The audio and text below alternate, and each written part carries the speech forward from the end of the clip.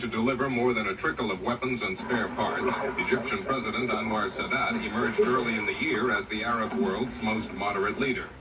Either Israel or us, no one of us can solve this problem by military action.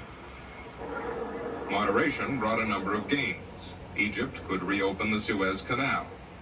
One later concession was that Israeli cargo could pass, but not Israeli ships. The canal brings in badly needed hard currency, though not yet as much as Egypt expected. The Egyptians made their choice in 1975. They decided they want a better life more than they want to fight Israelis. Their biggest worry is that they might be drawn into another war. At the year's end, it was Syria and the Palestinians who remained Israel's most adamant antagonists.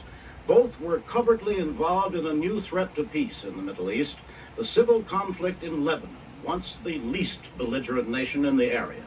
Bill McLaughlin tells that story. This was the country that liked to call itself the Switzerland of the Middle East. But in 1975, Lebanon's freewheeling economy was shattered as a neighborhood quarrel swiftly escalated into full-scale civil war between Christians and Muslims.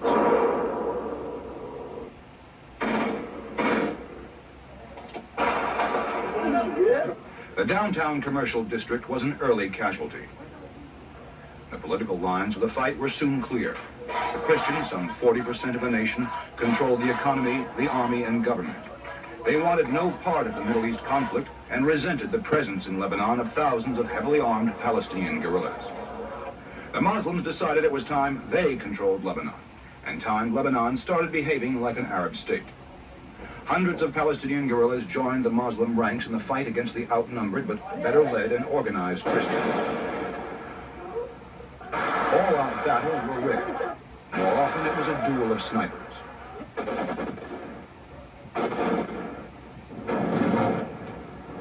The Civil War even hit the exclusive seaside hotel area, once packed with thousands of tourists. If the fighting continues, Syria and Israel will be sorely tempted to intervene. If they do, Lebanon may turn into the battleground of the fifth Arab-Israeli war. 1975 will go down as a year of rampant terrorism throughout the world. Hardly a day passed without its grisly quota of political killings, kidnappings, and bombings. In London, Caroline Kennedy, taking art courses there at Sotheby's, narrowly escaped death when a terrorist bomb exploded beneath the car of her host, Conservative MP Hugh Fraser. It was part of the IRA export of violence from Northern Ireland to England. In Holland, a train full of people was seized by gunmen pursuing the obscure cause of South Moluccan independence. The engineer of the train and 2 passengers were killed. Some escaped. The rest of the hostages were held for 12 days before the terrorists surrendered. More bizarre still was the kidnapping in Vienna of OPEC oil ministers, including Saudi Arabia's Sheikh Yamani and Iran's Jamshid Muzafar. 3 were killed and 8 wounded, including one of the pro-Palestinian terrorists, in the 20-hour siege of the OPEC headquarters before the Austrians allowed the gunmen and their hostages to be flown out. These incidents are a grim sample of a terrorist wave which showed no sign of receding as the year ended. This has been a year of turmoil in the United Nations, incited by the turbulent majorities of the poor and emerging nations. To counter them, the United States appointed a turbulent ambassador of its own, Daniel Patrick Moynihan, who vehemently criticized Third World domination of the General Assembly. Gambia. Yes. Yes, German Democratic Republic. Yes. Yes, German. On November 10th, the Assembly passed by a vote of 72 to 35 an Arab-backed resolution declaring that Zionism is a form of racism and racial discrimination. Ambassador Moynihan promptly rose to denounce the action.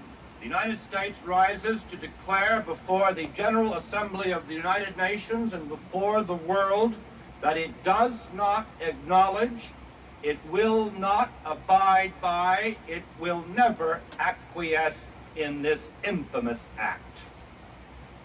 Besides pressing their own special concerns, the countries of the Third World directed their main wrath against Israel. Uganda's flamboyant Idi Amin came to New York to urge before the UN the extinction of Israel. In response, Ambassador Moynihan endorsed a description of Amin as a racist murderer. The Third World nations failed to expel Israel from the UN, but they went a long way toward gaining de facto recognition for the Palestine Liberation Organization. More on domestic aspects of the year in a moment.